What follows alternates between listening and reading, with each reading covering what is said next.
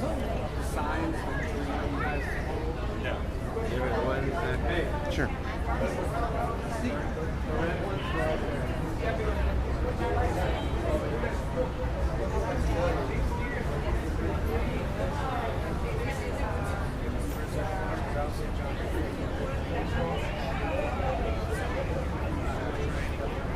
Here we go. It's going? Okay.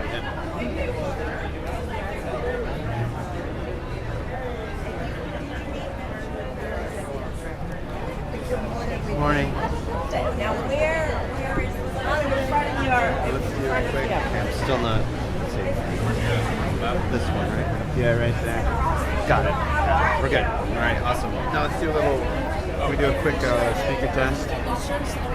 Of this? Yeah. Yeah. Good morning, please. Please don't switch here on this side. Up when you turn it on.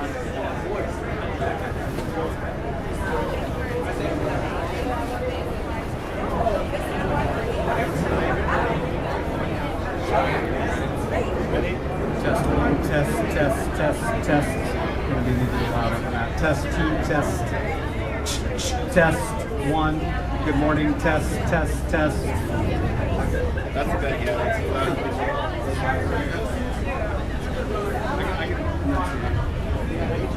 Test 1, 2, 3, 4.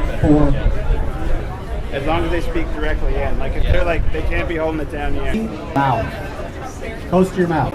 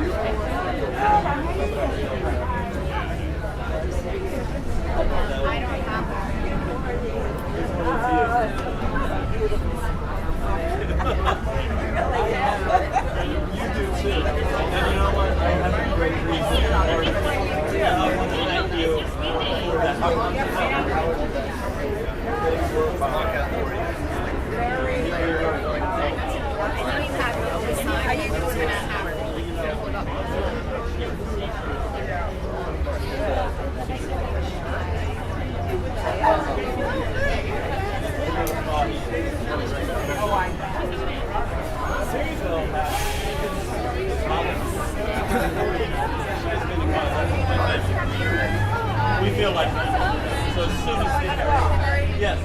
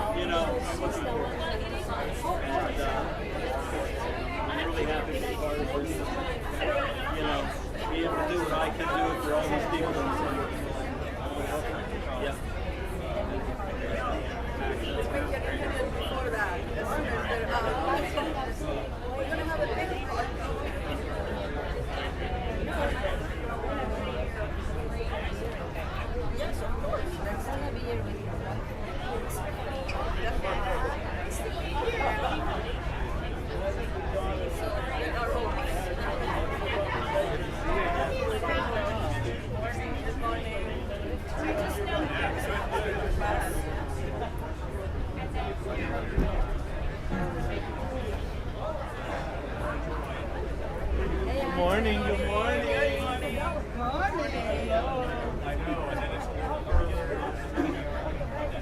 Where? Drew. Patty's right there. Look to your right.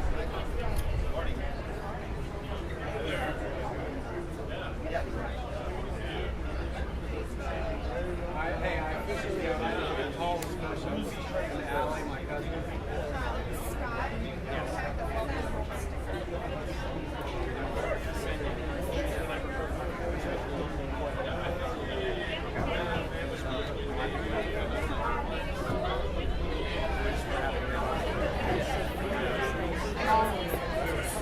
Testing, 1, 2.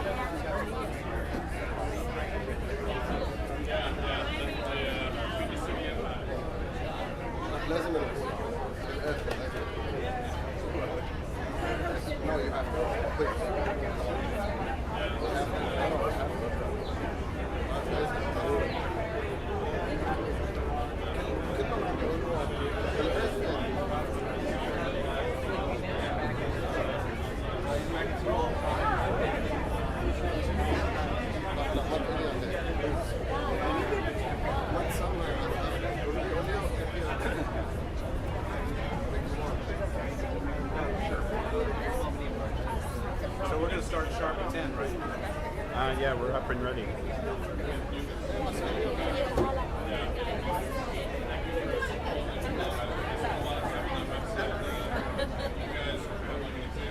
Live stream's going.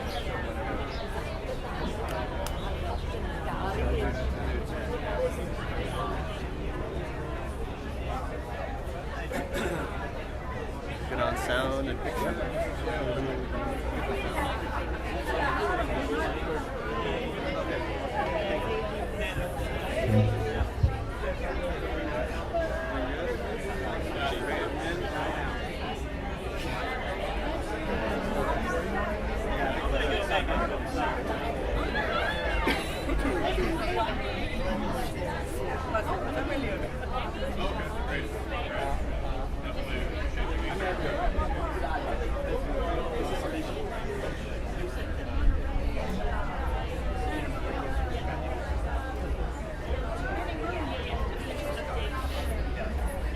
We have one speaker in the short sleeve shirt.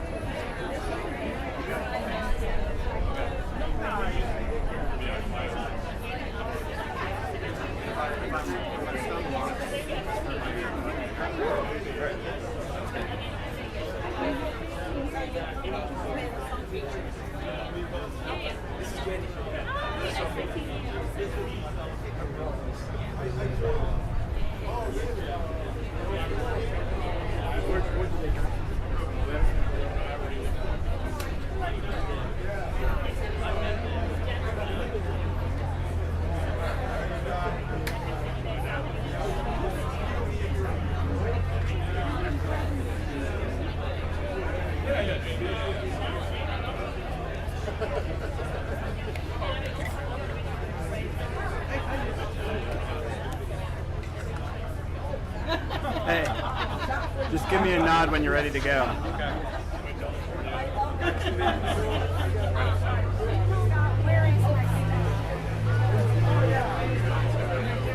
Hey everybody, attention real quick. We got 2 minutes, about 2 minutes till we begin.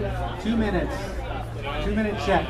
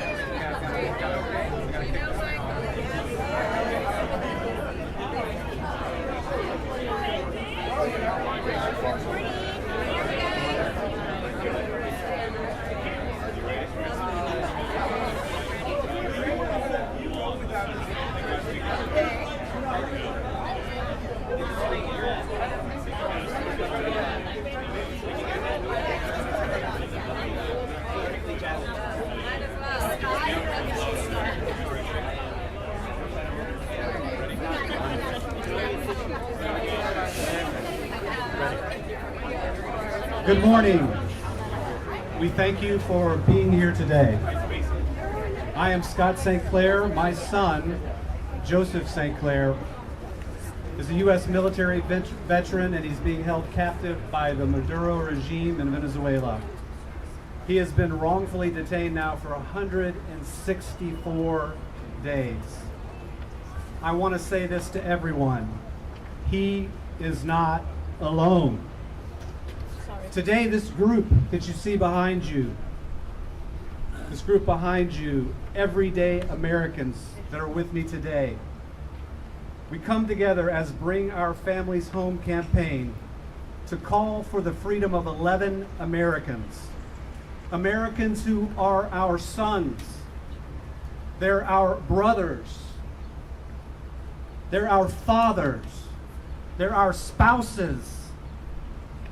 They are all unjustly held captive abroad by foreign governments that have targeted them. I'll say that again, they've targeted them, and who are using them as pawns, as hostages in a cruel game of the so-called hostage diplomacy. Their detentions are gross violations of human rights, and this injustice must end. It must end. They must be released and brought home to us now. Not tomorrow, not next month, or not next year, but now. I'll say this, time is not on the side of our loved ones. So all of us here today, we're pleading for the media to highlight their stories. The American people need to know what's happening to them, and the decision makers in our government need to act swiftly to secure their freedom. And because all of our families languish in prison, we're here today, right here in our nation's capital, to unveil this mural. It shows their faces. It shows their faces. Look at them. But more importantly, it gives them a name. Their faces, as you can see, are larger than life, so that they can no longer be ignored. Their names are highlighted here in yellow. Please help us make our loved ones a household name. Make our loved one's name be on the minds and hearts of our legislators and our government and the administration. Have it be on the hearts and minds of the American people. Why? Remember this one. Hashtag freedom starts with a name. Because we know that freedom starts with a name, knowing that person, that they're a real person. And it's not just us families that are real people. That, yes, this is impacting us, but think about the real people that are sitting in those prisons unjustly today, this morning, as we stand here freely. So I want to invite Isaac Campbell as a friend and partner, did the amazing job on this mural, and he's going to help explain how art brings light to loved ones through the world. Thank you, everybody. Thank you, families. It's an honor to be in front of you. I'm going to try not to cry again, but this normally happens. Freedom starts with a name. And if you look over at the front of the alleyway, we kind of make that clear. Freedom starts with a name. But what is a name without a face? The We Paste mural behind me is a collection of family photographs and military portraits of Americans wrongfully detained. I asked each family to provide a photograph of their loved one, something that resonates with them deeply.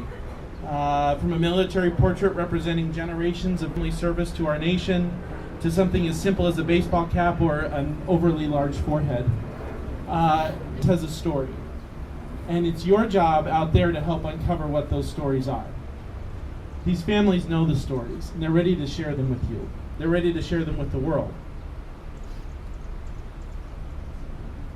We Paste is a very special method of public art. It is a type of art that invites people to be a part of it. I may have designed the mural, but it is not my mural. For 2 days, we were out here as families, as a campaign, making this together. Their hands are all over it, as much as mine, if not more. This is not my artwork. It is a piece that we've all created together. And in this alleyway, what you don't see are the success stories. What you don't see is the previous mural that used to be here. You don't see the 17 Americans that were featured that have come home. There's a new group, a new set of faces, all contextualized in this place of success and of togetherness and collective action.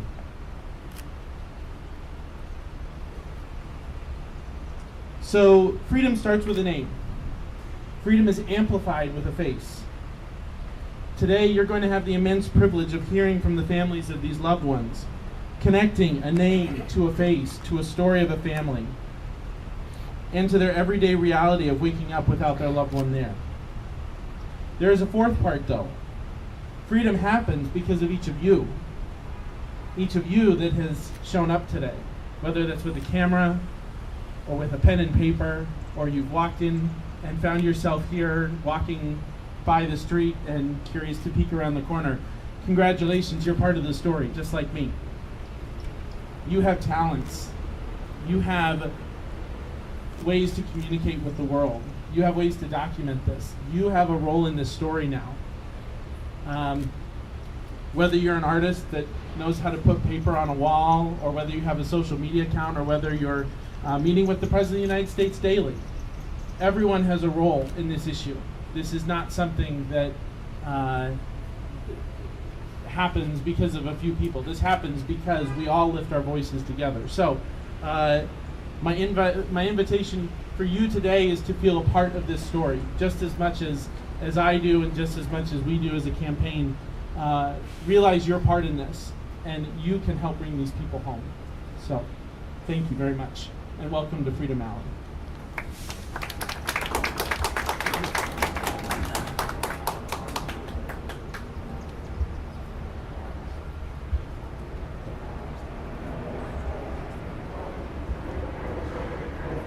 It's my pleasure today to be able to share with you a survivor that we have with us, Mark Fogel. Mark is an American. He's a school teacher, and he was wrongfully detained in Russia for 1,277 days. And Mark's family was a part of this campaign, a part of the Bring Our Families Home campaign, before he was freed on February 11th. And we celebrated his return. We're doing that today, and we welcome him here to help us complete our mural. And we'd like to have him speak to the crowd as well. You're an inspiration to us. You're a light to us because you came home.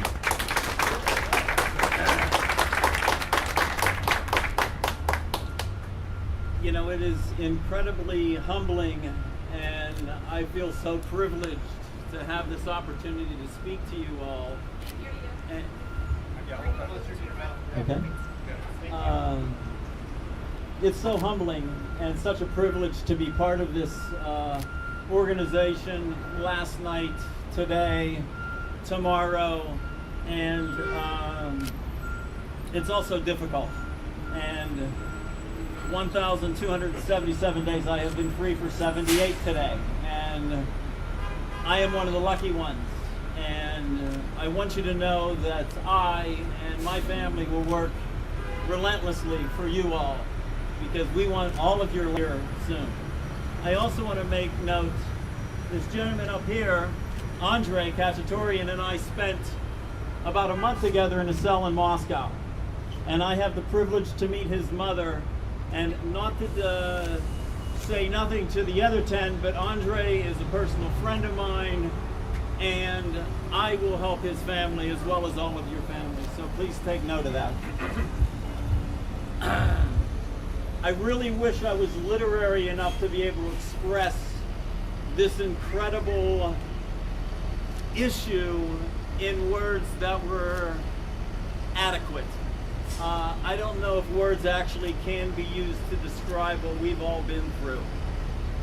But you know what? We are all together in this issue. We are all united by this calamity that has fallen on us. But we also need to stick together, and we need to work relentlessly with every organization we have, with Congress, with the president, with the media. Everybody needs to be given letters. Everybody needs to be pushing every day, every minute, every hour. And we need to do this not only for us today and tomorrow. It needs to be done. We need to inculcate future generations, because this issue has made us all reek of terrible authoritarianism. And we need to get that stink out of us and out of them. So let's keep those things in mind. We need to stick together. We are the scaffolding that's going to help all of you who go through these new phases, and we need to be able to pick you up when you fall, when you flounder. It happens all the time. We all face that. But let's remember, as this group and as this team, we are the scaffolding that has to help all of you, all of these families, and all of the people that might fall into this issue in the future. We have to be the scaffolding.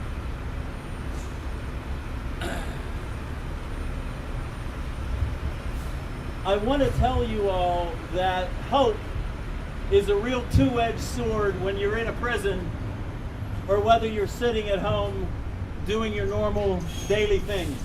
We've all seen other people released, and how heartbroken we are in a prison when it's not us, and how heartbroken we are when we're sitting at home and where's my son? Where's my brother? We need him back. But take that cut of hope. That edged sword will cut you, and it's going to cut you again and again and again. Don't be dissuaded to lose your hope about that. That hope is what sustained me, and that hope is sustaining all of your loved ones. That's what keeps us keeping on through a sea of despair that we live while we are incarcerated. Don't lose hope. Be relentless. Your loved ones need you. Don't be afraid to be pushy. Push all the time.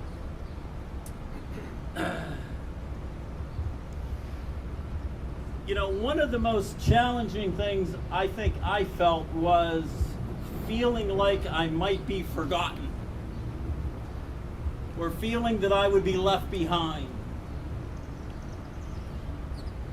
It's a weight that still sits on my shoulders, and I'm one of the lucky ones. Make sure you acknowledge that with your loved ones. Make sure they know you are not forgotten. We love you. We will support you till the end. And make sure your loved ones hear that from everybody. Make sure that's in the media and with your Congress people. And I was fortunate that a number of artists put an art show on that was called Make a Mark. And I suggest to all of you to use this wonderful world of art to bring change. And bring those up in your local communities. Find artists to do this and acknowledge it. It's just one other avenue that we can get your families home. You know, one other thing that I think needs to be mentioned is probably the most challenging is getting over the guilt of what pain I caused my family. It is a Sisyphean task to deal with this guilt. And when you have your loved ones in your arms, make sure you recognize that, acknowledge it, help them, because the guilt they all feel, like I feel right now after 79 days, it is such a challenge to look at your wife, your children, your mothers, and you see the pain that has been caused, and you are the epicenter of that. Please be aware that when your loved ones come home, to help them with that guilt. It is a monumental task to get over that. I also want to just take a moment to thank President Trump, Steve Witkoff, Spiha, Diane Foley. What a great smile. Hostage USA, and so many others who have been a support network in the scaffolding for me and my family. And you know we're all going to be working for you. We are the group. We have to be the epicenter of this change. Don't stop pushing. I guess I would also like to end with, you know, I think I quoted Churchill when I walked into President Trump's little house down the street. And Churchill once said that democracy is the worst form of government until you compare it to all the others. And you know what? When you look at the countries we're all coming from, Russia, Iran, Afghanistan, Venezuela, which my wife and I worked in 2 of these countries, it's not the people who are the problem there, it's the authoritarian governments in those countries.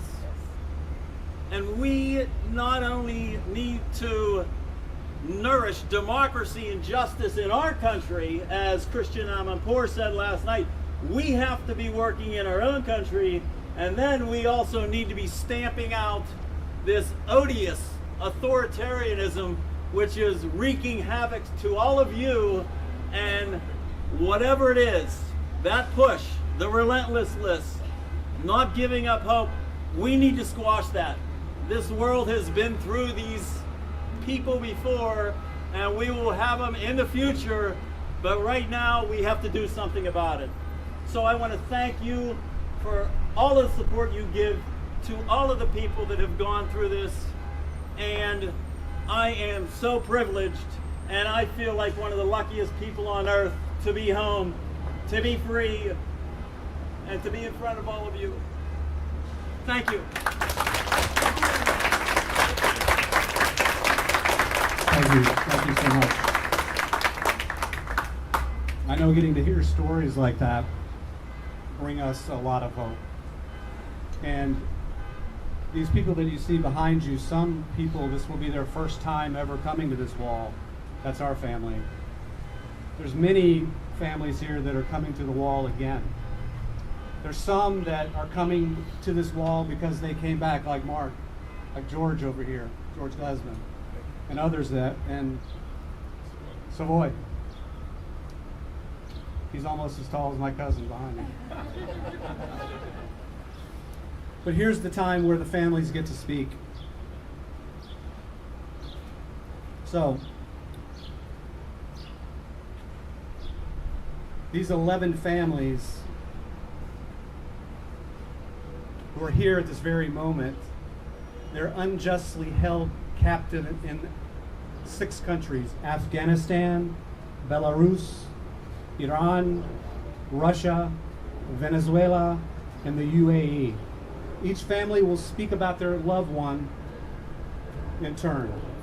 So I'd first like to bring up the Hunter family for their remarks. And families, come up with them.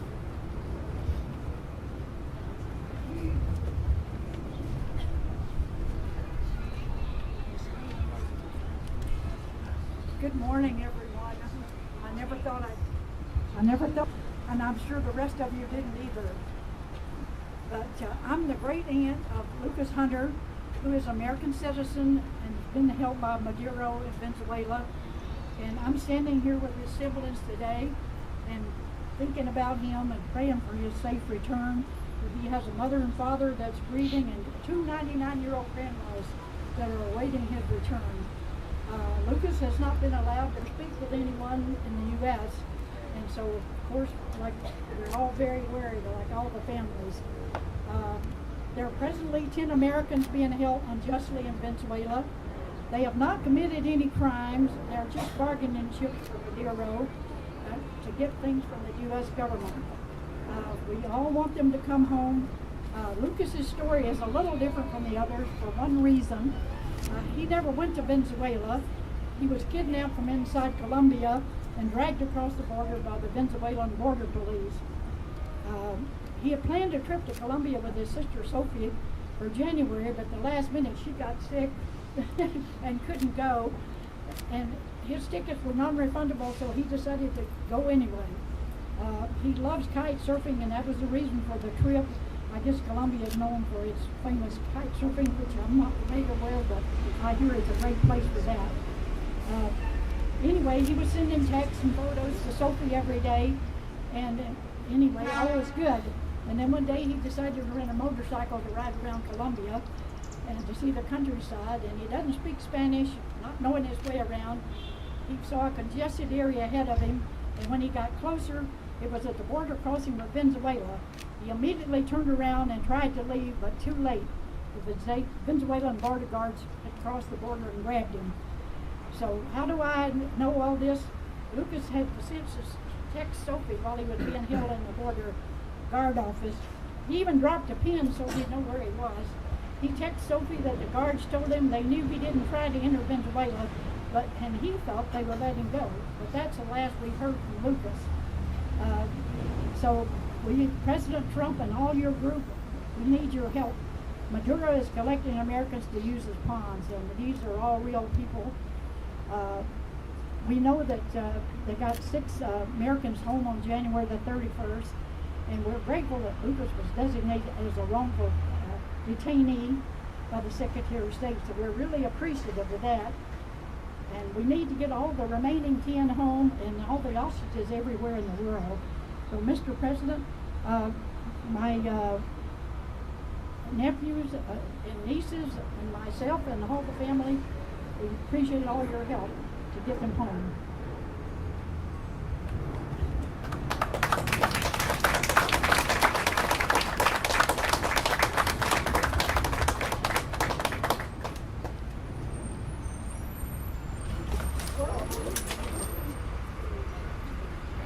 No harm done yet.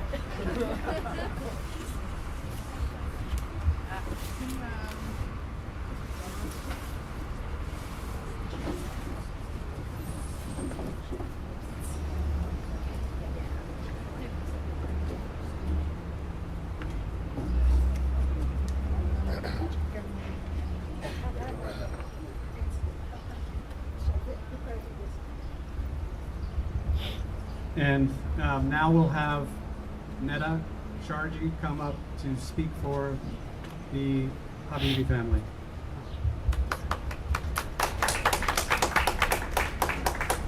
I feel fortunate to be standing behind his photo to read the statement. This is a statement written by Ahmad Habibi about his brother Mahmoud, who is being held in Afghanistan. My name is Ahmad Habibi, and I am the brother of Mahmoud Habibi. Mahmoud is an American citizen. He was arrested by the Taliban on August 10, 2022. As of today, he has been held in Afghanistan for 994 days. My family and I regret that we cannot be here today, but are very grateful that you are all here and that Mahmoud has been included on the wall. Many of you will remember that the U.S. killed the head of Al-Qaeda in downtown Kabul at the end of July 2022. At the time, Mahmoud was living in the U.S., but working as a contractor, keeping Kabul's airport open. The Taliban suspected that someone working for the company that employed Mahmoud was involved in the strike that killed Ayman al-Zawahiri. On August 10th, they arrested 31 people from the same company, including Mahmoud and his driver. They were taken to the headquarters of the Taliban's State Security Service. Each person was interrogated about the connection between the company and the U.S. government. Soon, all but 2 were released. One who was kept was Mahmoud. Our family and the U.S. government has considerable evidence that Mahmoud was arrested and that he remained in Taliban custody for months after his arrest. But the Taliban says they never heard of him. They say they can't find him. They say he is dead. But when we asked how they know he's dead, they can't find him, they said that if they can't find him, then he must be dead. Give me a break. We are confident that Mahmoud is alive and still in Taliban custody. We are grateful for the release of Ryan Corbett, George Glesman, and Faye Hall. But it is Mahmoud's time to come home. We are calling on the U.S. government to do more to get Mahmoud home to his wife and young daughter. She was only an infant when he was arrested. We want him to be declared a wrongful detainee. We don't understand why that hasn't happened yet. We want the Taliban to hear that nothing will get back to normal with the U.S. until Mahmoud comes home.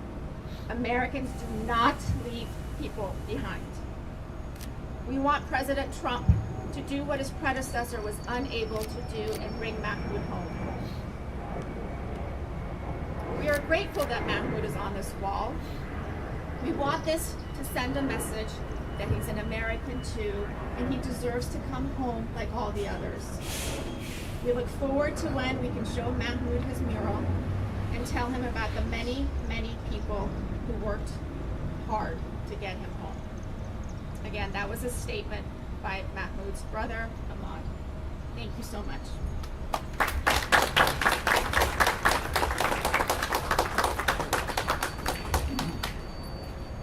And next I would like to call up my family. Joe's mom's going to make the comments.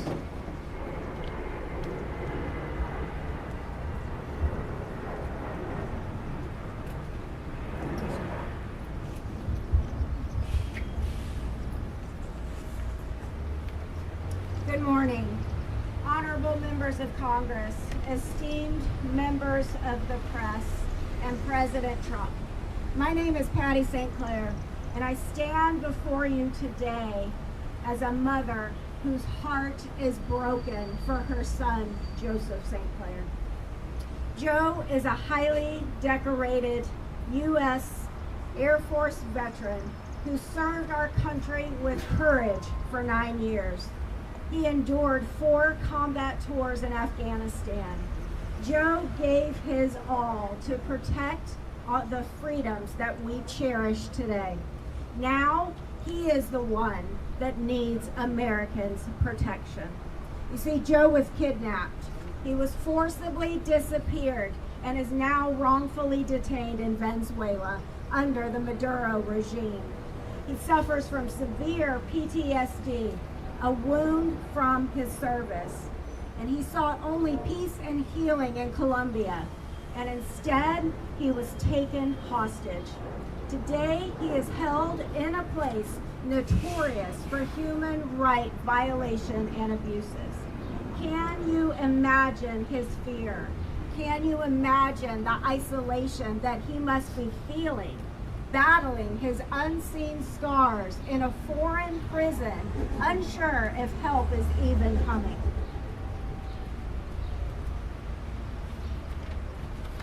But Joe is not alone. He is there with 10 other Americans and an active duty Navy SEAL. They're detained right alongside of him. Their families, like mine, are waiting for action, praying for hope as they're gripped for us. And now they need us to fight for them. I hold deep respect for you, President Trump. Under your leadership, you already brought home hostages within your first 100 days in office. And by doing so, you showed the world America's strength. I also honor Congress. You represent the will of the American people, and you work tirelessly for our nation. Your dedication inspires all of us. But with that respect, I must plead, no, I must insist that you act now to save Joe and his fellow captives. Please, Mr. President, members of the Congress, use your authority, use your voices, use your resolve. Let the world know that America does not abandon its people. Engage every diplomatic channel, confront tyranny with decisiveness, and show that politics will never stand in the way of justice. Our heroes deserve nothing less. And to the American people, I ask that you join us, raise your voices, that you share this story. Keep Joe and his fellow captives in your heart, and together we can assure that they are not forgotten. President Trump and Congress, I trust in your strength and I trust in your humanity. Act swiftly. Prove that America leaves no man behind. Go get our people. Bring my son Joe and the rest of them home. Thank you.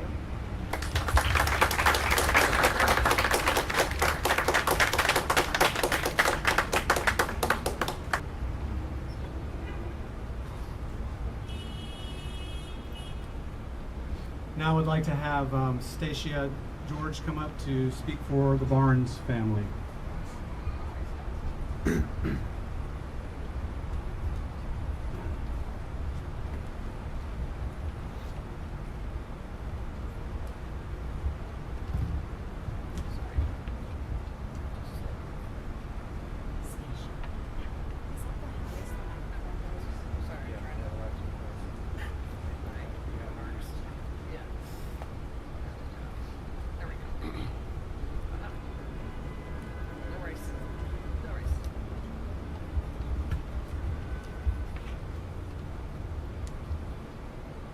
Good morning.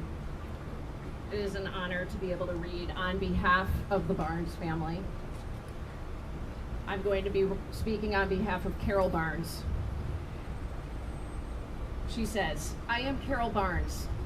My brother, David Barnes, is sitting in a Russian prison facing a 21-year sentence. Actually, last week, the Russians denied his appeal and spitefully added another 6 months to his sentence. My brother met a Russian woman when he lived in Texas. They married, they had 2 sons. She never acclimated to living in the US, and her mother, who also lived with them in Texas, wanted her to move back to Russia with the kids. When the divorce looked like it was going to result in a joint custody, his ex-wife accused him of molesting his sons. Her allegations were twice investigated by Texas authorities who found no evidence to substantiate them.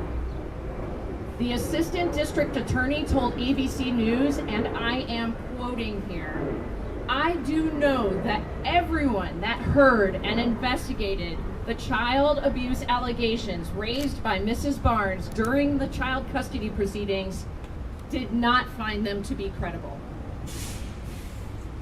The assistant district attorney also said, again quoting, they were extremely outrageous allegations that had no credibility behind them whatsoever.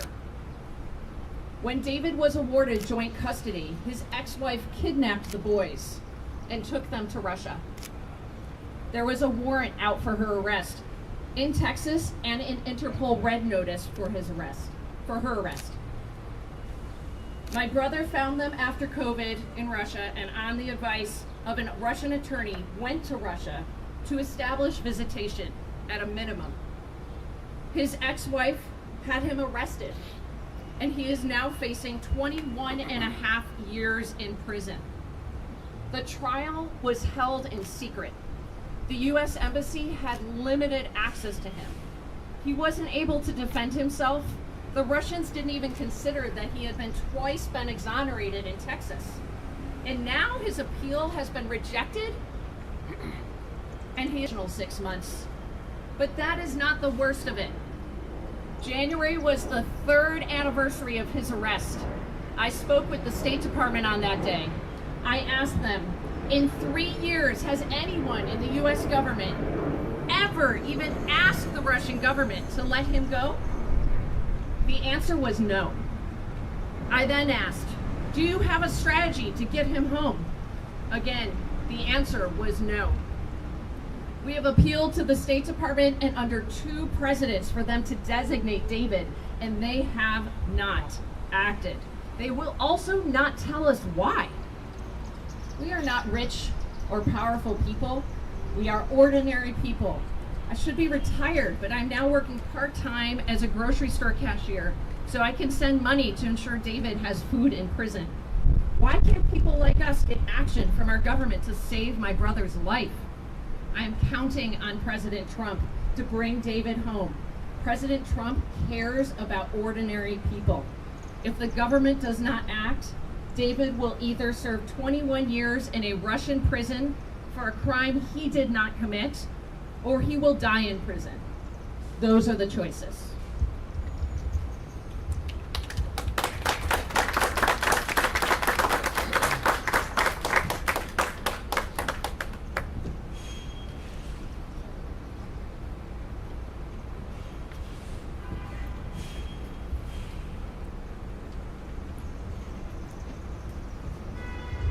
I would now like to have the Vargas family come up to make remarks.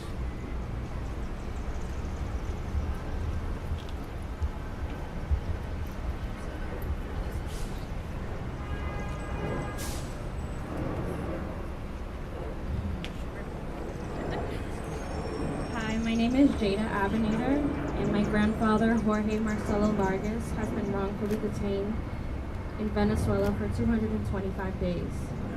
The only reason he's being held is because he's an American citizen. I want you to imagine something. Imagine someone you love with all your heart, confined in a box, 4 walls, no lights, no windows, feeling isolated, in immense pain, and completely uncertain if they will ever be free. Unfortunately for us, that nightmare is our everyday reality. My grandfather is an American citizen. He's a man of deep faith, humility, and love. He introduced my mom and I to Christ, a gift that has shaped everything in our lives. He's the kind of person who finds joy in planting flowers and watching them bloom. He especially loves roses and hydrangeas, symbols of beauty and hope. They are flowers that survive and thrive even in difficult conditions. That's who he is. That's who we are as a family, with the grit and devotion to keep working until he is free. My grandfather suffers from a debilitating neurological disease that causes chronic pain, weakness, and trouble breathing. He desperately needs medical care, but instead he has been isolated and neglected. We are terrified for him and for all other Americans being held captive far from their loved ones. We need our government to prioritize securing his humanitarian release to get him the urgent medical care he requires. It is unacceptable for our country to allow one of its own to suffer in such inhumane conditions simply for being an American. Before I close, I want to offer a short prayer. God, be near to the captives. Surround my grandfather and every person held in darkness with your love and protection. Give them peace in their waiting, strength in their suffering, and the hope of a soon safe return. Guide those who hold their precious keys to freedom, that they may be filled with compassion towards our loved ones and do the right thing to bring them home. In Jesus' name, amen.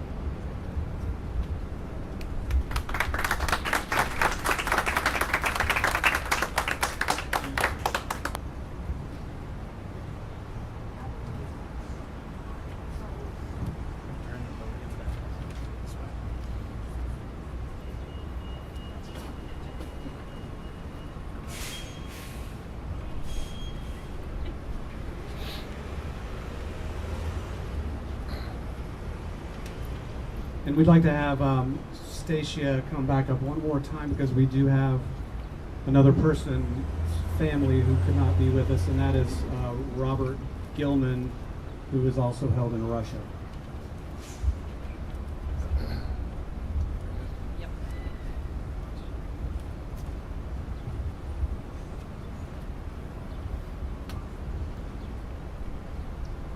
It's an honor to be able to be here and to read on behalf of Vlad Gilman, who is the father of Robert Gilman, who could not be here today. My name is Vlad Gilman. I am the father of Robert Gilman. My son is a former U.S. Marine. He served his country. Before joining the Marine Corps, he taught English in Poland. But in 2022, he was investigating a new teaching opportunity in Moldova. And while he was transiting Moscow's airport, he fell ill and passed out.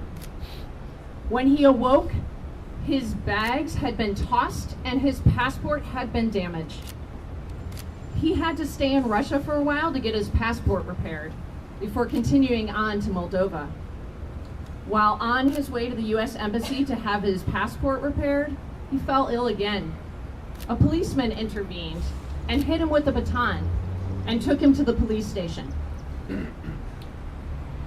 He had a concussion, was slurring his words, and leaned over to throw up. When he did, he accidentally kicked a policeman. The policeman wasn't injured and didn't want Robert prosecuted, but the Russian courts had something else in mind.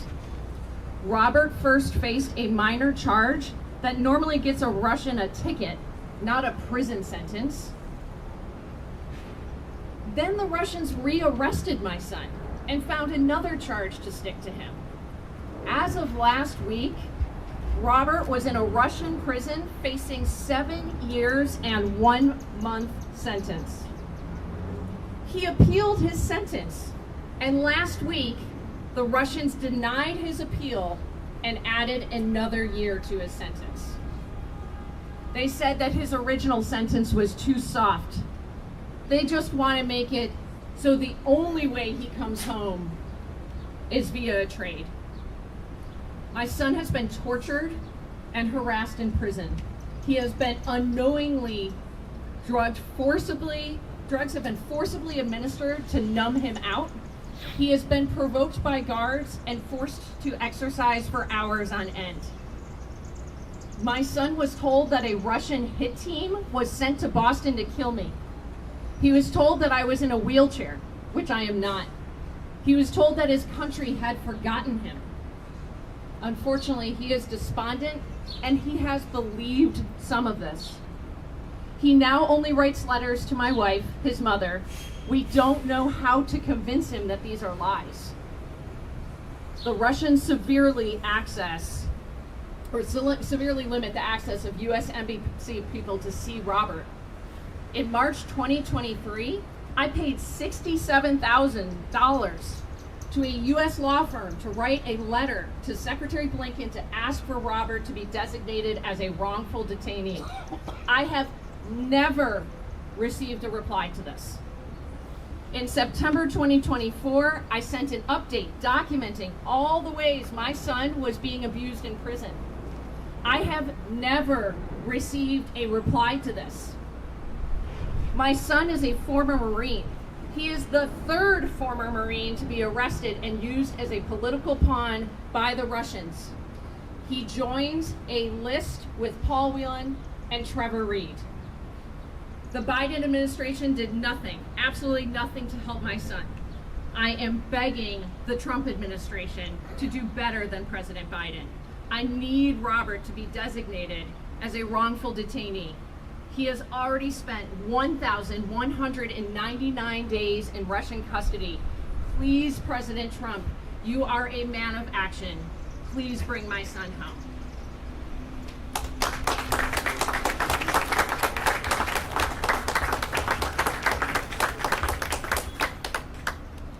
I'd now like to call Christian Castaneda up to speak for his family.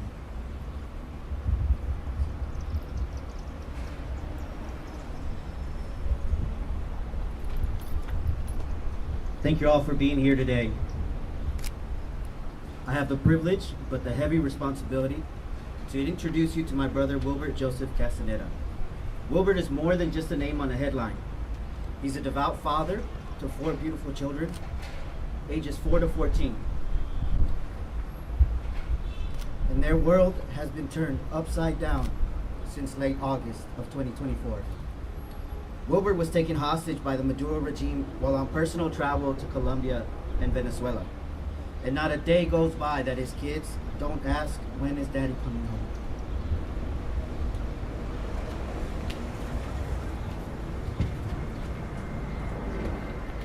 From the time we were little, Wilbert was drawn to service. And I still remember him lining up toy soldiers in the living room floor, determined even then to protect and serve. That childhood passion led him to become one of the most elite warriors that this country has ever known, a United States Navy SEAL. For nearly 2 decades, he has fought with honor and courage to defend the freedoms that we all enjoy today. Now he needs us to fight for him. Today we call on our elected officials, the State Department, Department of Defense, President Trump, to bring the same urgency and resolve to securing Wilbert's safe return as he brought to defending this nation. His family, his friends, his community are all waiting and praying for the moment that he comes home. This is not just about a soldier. This is about a father, a brother, and a son. A man who never stopped believing in the country that he swore to protect. And now we plead with our leaders. Bring Wilbert home. Let his children feel their father's embrace again. Freedom starts with a name, and my brother's name is Wilbert Joseph Castaneda. Thank you.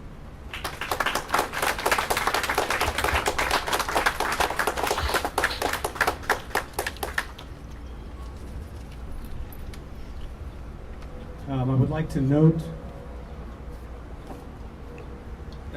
that Joras Ziankovic's family was not able to come or make comments, but we want to remember his name as well. Joras Ziankovic.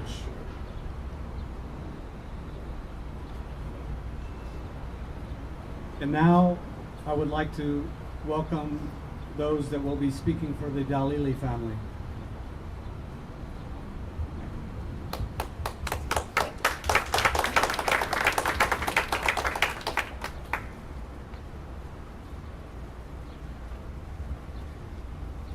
Good morning, everyone. My name is Rami Shaheen. I'll be reading on behalf of Darian Dalili, son of Shahab Dalili. He's been detained in Iran wrongfully since 2016. Thank you. My name is Darian Dalili. I'm the son of Shahab Dalili, who has been held hostage in Iran for 3,306 days. My dad is a legal permanent resident of the United States. We are Virginians. He is a retired ship captain. He moved our family here to live the American dream. He returned to Iran in 2016 for his own father's, my grandfather's, funeral, and was taken into custody at that time. He has endured and continues to endure torture, physical and psychological. I want our leaders in Congress and President Trump, Secretary Rubio, and National Security Advisor Waltz to bring my dad home. 9 years is 9 years too many. My father turned 63 last week. No man should be spending the 7th decade of his life under such difficult conditions, not knowing what is going to happen to him the next day. I am afraid and worried for him, and we need our government to please help get him out.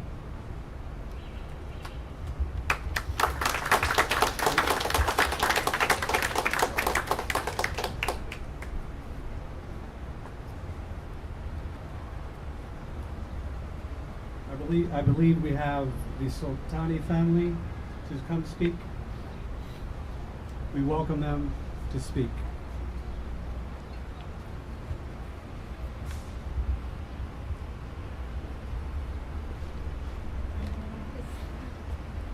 Hello, I'm Marina, Anja Khachaturian's mom.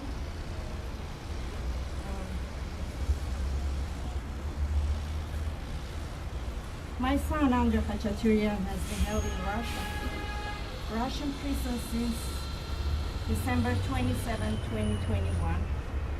That is 1,220 days ago. He's an American citizen and innocent man. My son is a great, amazing, caring man. We live in Los Angeles area. Our family are Armenian Americans. We are living examples of the American dream. Andre worked in our family's plumbing supply business. He coached high school sports. He's a good boy. He's an amazing boy. I'm a proud mother. Andre met a woman in Armenia who he wanted to marry. He went back and forth between Los Angeles and Yerevan while they worked to get her a visa to join him in the US. They wanted to start a family. They never got the chance to even be together, not even 1 month. Just after Christmas 2021, Andre traveled to Armenia. His flight and airfloat went from Los Angeles to Moscow to Yerevan, but it was only a short layover in Moscow. Andre knew that things in Yerevan could be dangerous, so he packed his licensed pistol with him. This was entirely legal. He has been working with security, of course, with all the license, everything. He followed the US law and checked with the airfloat people about transiting through Moscow airport, exactly as he was told. When he was in transit at the Moscow airport, he needed some prescription medication. That was in his checked luggage. When the border agent retrieved his bags, they saw the locked hard case and that had his unloaded and secured firearm. Then they tricked my son into entering Russia by leaving the in-transit area, saying they could only give him his medication in a different office. As soon as he followed them, he technically crossed into Russia and was arrested. He was sentenced at 8 years in Russia prison, 8 years. We have appealed to the State Department to designate Andre as wrongful detainee. We asked under the Biden administration and they did nothing. We have now asked under the Trump administration. We are still waiting to hear from them. We are hopeful that President Trump will see the injustice and take action. Our family doesn't understand why such an obvious case has not been designated. We don't understand why nobody has asked the Russians to release Andre. We are fearful that Andre will be left behind, as he has been over and over and over again. My son should never have been arrested. The State Department should have protested his arrest based on him having followed the law and having been in an international transit area. We are grateful to be part of the Bring Our Families Home campaign. Maybe a journalist or a member of Congress will hear about Andre and will do something, anything about my son's release. We are grateful to be part of the Bring Our Family Home campaign. Also, maybe Secretary Rubio will learn that he has not been made aware of all the cases of innocent Americans that the Biden administration swept under the rug. Thank you everyone for listening. Please pray for my son.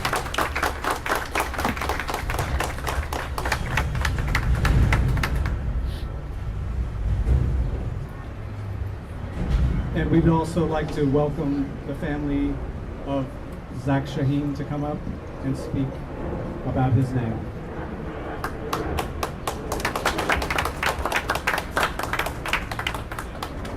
Zach Shaheen is my brother-in-law, married to my sister, Soha, and this is his son, Rami.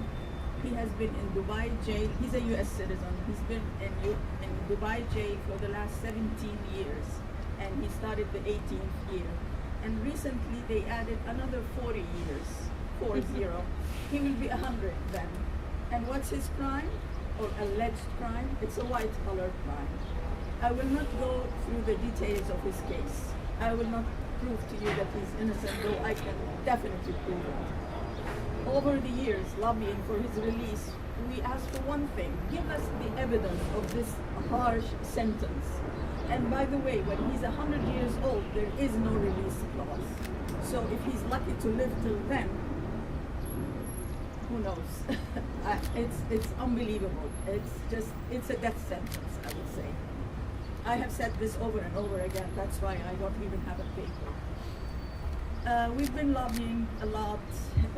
Why is he over there, first of all? As a background, he worked for PepsiCo in the US, and he was transferred to Dubai to take an assignment there. He was extremely successful, and that can be proven. Over the years, he grew up the ladder in PepsiCo. Finally, he was hunted by a local real estate company to become the CEO. And he did wonders with that company, and that also can be proven. It's a political case under the false pretense of an alleged white-collar crime. The United Nations Working Group called for his release more than 2 years ago. The 4 auditing firms cleared this company. I just want to say this so that nobody thinks he's a criminal. He's not. He was a successful businessman and had false accusations. Very much like you, President Trump. I want my words to reach President Trump. He knows very well what a successful businessman can be subjected to. He is seriously ill, and everybody knows that. The State Department submitted a formal request more than 2 years ago to the UAE government after proper validation that they should release him based on medical grounds. No response. There has been some follow-up last year and recently. Still, he's in jail. He's suffering tremendously, not only physically. I mean, he takes 36 pills every day, and I don't want to count how much he has. He was a perfectly healthy 43-year-old when he was arrested. Recently, at the end of last year, he was diagnosed with dementia. This has been progressing rapidly. In March, he had more tests. It is moderate to severe. Dementia, Alzheimer's. We want to see him with his brains. We want to see him, we want to see him back home.Is poor wife has been crying for the last 17 years. That's why I gave up everything 4 to 5 years ago to lobby for him. I'm very, very grateful to Diane. Diane Foley has been very instrumental. She and her team, I mean, in particular, Liz and Ben with her, have been giving us hope when the family really lost hope. My sister lost hope completely. She's broken. Rami also left everything, and he's working alongside Ruby to try and, get him out. There is a unique opportunity. I would love that my words reach President Trump. He's going to the UAE. President Trump, you're going to the UAE in 2 weeks. They are your friends. This is an allied country. Please bring Zach back home alive. That's all I want to say.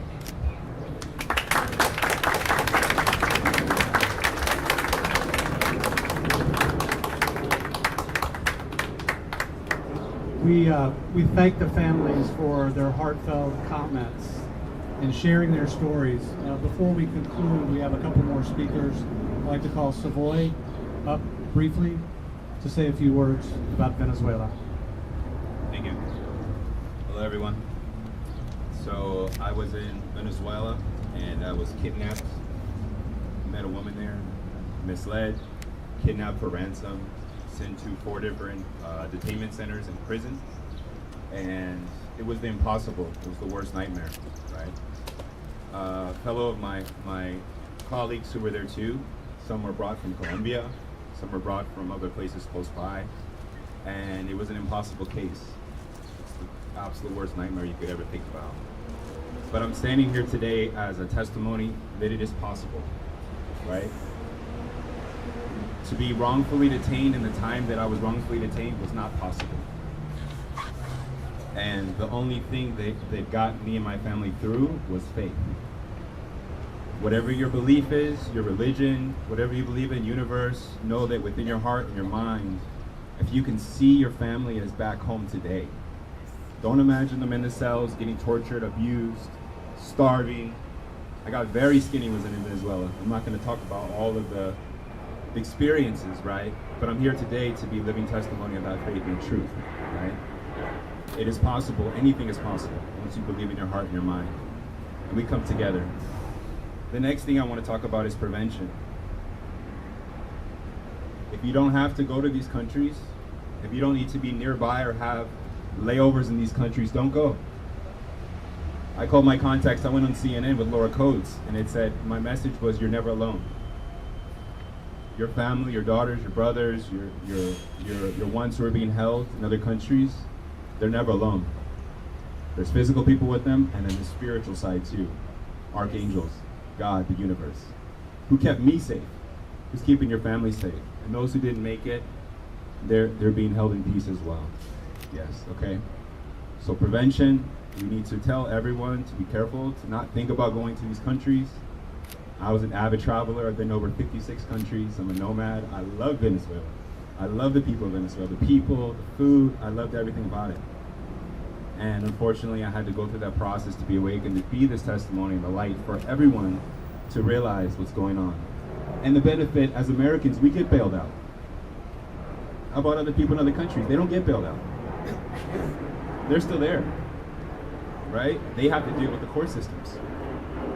So keep the hope, know the power that you do have. We do have people that are for us.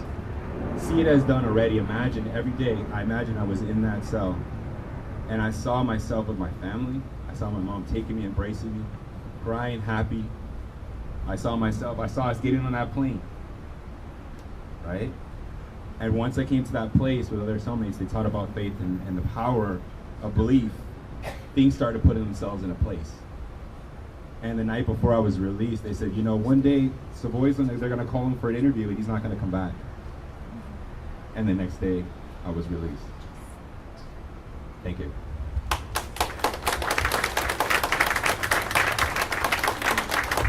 Thank you so much for that testimony. We do have one more guest before we close. Edgar from IVAC. Yes. Hi, I'm Edgar. I'm here on behalf of IVAC, Independent Venezuelan American Citizens. We're an organization that works lobbying our congressmen, our senators for the very, very American values. And we're here for you. You're not alone. This is a very difficult fight. This is very difficult moments. You know it. But that's never as fast as it should. But it can be done. It can be done. We need to fight. We need to keep going to the Congress, going to the Senate, being in the media. We cannot. We need to keep going and pushing. It's very, very heartbroken when I heard that they were just afraid about them. It's just heartbreaking. For me as a Venezuelan, it really touched my heart because all of us has somebody in the family that is being through the process. My family has been, myself, prosecuted because of my political views. My friends are getting jail and then disappear. Nobody knows where he is. Just like Lucas Hunter here. Nobody knows where they have them. So it's important for us to be together and to keep fighting. That's the most important thing. Don't rest. Keep fighting. And we can make it. Thank you. Thank you. Thank you. So we're closing this thing out, and we want to end by saying this. Saying it again, asking you to say it to your family, asking you to say it out loud in the streets. Freedom starts with a name. Freedom starts with the names of these people and these families. We'd like to ask media outlets, if you're here, some of the family members may be willing to speak with you. I know that we need and we want amplification of all of these issues, as we've stated the entire day.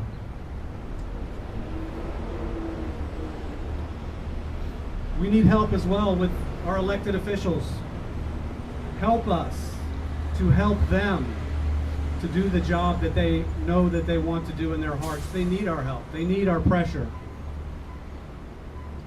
Help them to make the hard calls. Help them to speak out in the public square about the issues that need to be spoken about. Help them to toss aside partisan politics and speak about something that is not a partisan issue, and that is the freedom of American citizens that are held abroad.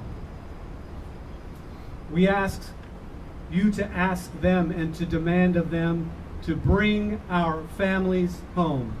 Thank you for being with us today.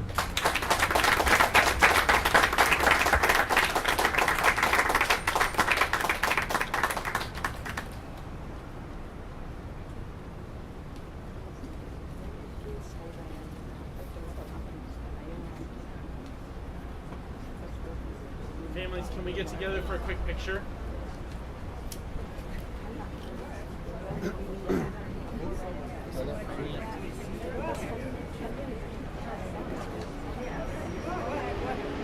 Okay.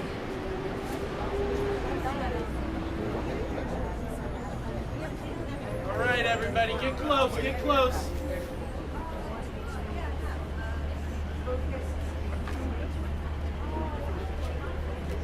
Okay. 1, 2. Everybody look up here. Families, hostages. 1, 2, 3.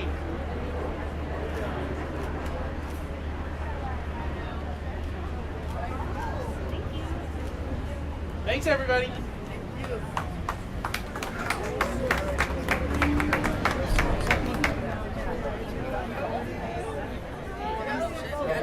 My love.